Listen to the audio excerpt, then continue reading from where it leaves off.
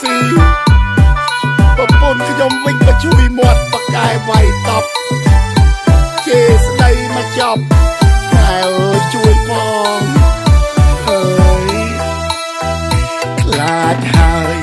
ប្រពន្ធទៅជួយមាត់រឿងជេរទុកចិត្តលើគាត់ខ្ញុំរ៉េបឲ្យ10លើ10បើជេរមិនឈ្នះគាត់ហក់ផ្ទះខ្ញុំឡើងស្លាប់តាំងតោ4-10គាត់សំលៀងគុកចូលក្រោមខែកែងឆេះខ្លាក្រាបជង្គង់ហោះ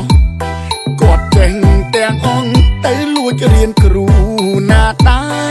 រឃើញលុតជង្គង់មិនមែនសំចាញ់ខ្ញុំទេការពិតនាងកំពុងតែសំណត់ឲ្យខ្ញុំចេញពីក្រោមក្រែចកុយ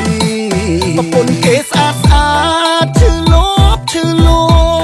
ផ្លែកអីតែគាត់លេប៉ារ៉ាមកគ្រាប់ដើរទៅត្រុយបាយបានសម្រានលក់មានណាកម្លាំងជេរខ្ញុំឡើងហុយ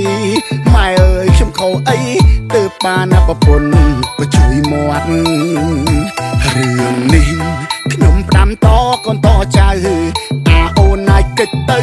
ដឹងហើយកុំចូលតំបន់ហាមឃាត់ខ្លានៅក្នុងទ្រុងក៏នៅតែការចាញ់គាត់ចាំមើលតែខ្ញុំទៅនៅវត្តតើគាត់រអ៊ូជាមួយអ្នកណា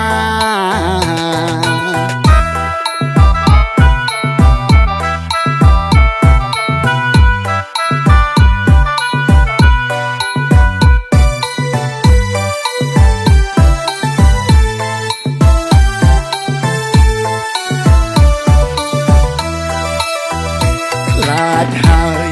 ប្រពន្ធទៅជួយមាត់រឿងជេរទុកចិត្តលើគាត់ខ្ញុំរ៉េបឲ្យ10លើ10បើជេរមិនឈ្នះគាត់ហក់ផ្ទះខ្ញុំឡើងស្លាប់តាំងតោ4-10គាត់សំលៀងគុកចូលក្រោមខែកែងឆេះខ្លាក្រាបជង្គង់ហោះគាត់ចេញទាំងអង្គទៅលួចរៀនគ្រូណាដែរឃើញលុតជង្គង់មិនមែនសំចាញ់ខ្ញុំទេការពិតនាងកំពុងតែសំណត់ឲ្យខ្ញុំចេញពីក្រោមក្រែចកុយប្រពន្ធគេស្អាតស្អាតឈឺលោបផ្លែកអីតែគាត់លេប៉ារ៉ាមកគ្រាប់ដើរទៅត្រុយបាយបានសម្រានលក់មានណាកម្លាំងជេរខ្ញុំឡើងហុយម៉ែអើយខ្ញុំខុសអីទើបបានណាប្រពន្ធក៏ជួយមាត់រឿងនេះខ្ញុំផ្ដាំតកូនតចៅអាអូនណាយគិតទៅដឹងហើយកុំចូលតំបន់ហាមឃាត់ខ្លានៅក្នុងទ្រុងក៏នៅតែការចាញ់គាត់